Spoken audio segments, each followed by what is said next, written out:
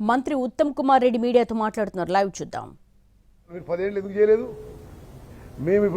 మేము ఏమేం చేసినాం? ఇప్పుడు విజిలెన్స్ ఎంక్వైరీ చేసినాము, దాని మీద కొంత యాక్షన్ తీసుకున్నాం, మరి కొంత యాక్షన్ తీసుకోబోతున్నాం.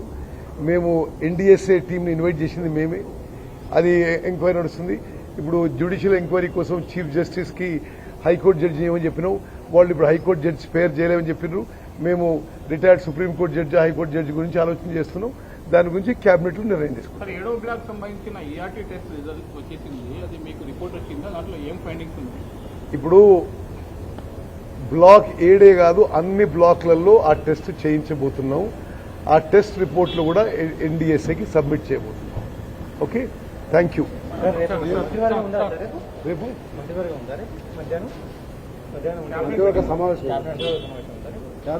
రేపా? సరే, నాకు తెలియదు.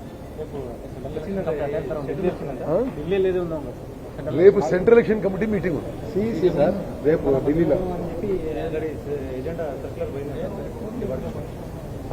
నాకు తెలియదు. అంటే బహుశా ఇప్పుడు ఇచ్చింది వస్తాం. Okay, thank you.